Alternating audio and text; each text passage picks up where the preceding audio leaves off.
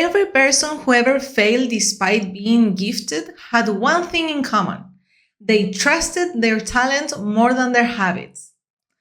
Think about someone you know who was the smartest person in the room, the most naturally gifted, the one everyone said was going places. Now ask yourself honestly, where are they today?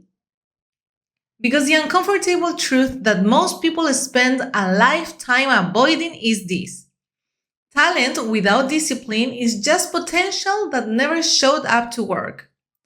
And the world does not reward potential.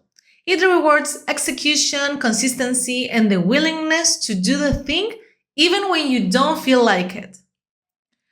What makes this topic impossible to ignore is how deeply it contradicts what we were told growing up.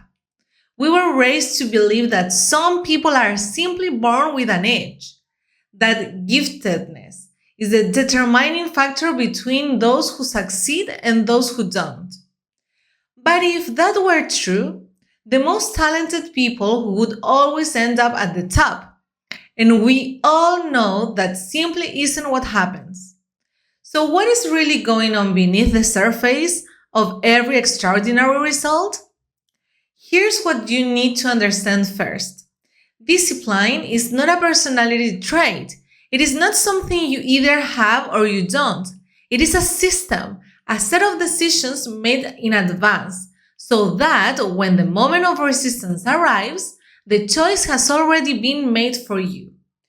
The people who seem effortlessly consistent are not fighting willpower battles every morning. They have structured their environment, their identity, and their routines in a way that makes action the path of least resistance. And that changes everything about how we should think about our own potential. But here's where it gets more interesting and more unsettling. Because discipline alone is not the whole story either. The real mechanism at work is what researchers and high performers have quietly understood for decades. When you commit to showing up every single day, regardless of mood, circumstance, or motivation, you begin to develop a compound effect that talents simply cannot replicate. A talented person who works occasionally will always be overtaken by a disciplined person who works consistently. Always. Not because the disciplined person is smarter or more gifted, but because consistency creates momentum. And momentum creates mastery. And mastery creates results that look from the outside like natural talent. There is a specific pattern that appears in the lives of almost every person who has built something lasting and meaningful. And once you see it, you cannot unsee it. They all went through a period, sometimes years long, where the results were invisible, where the effort was enormous and the reward was almost nothing. Most people quit in that phase. They interpret the silence as failure, but the ones who kept going discovered something that cannot be taught in a classroom. The results were not absent. They were accumulating underground, like the roots of a tree before it grows tall enough to be seen. And this leads us to the most critical question of all. What actually separates the person who pushes through that invisible phase from the one who walks away? The answer is identity.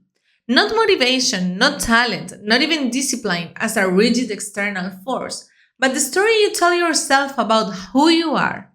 The moment you stop saying, I am trying to be disciplined, and start saying, I am someone who does not negotiate with resistance, everything shifts.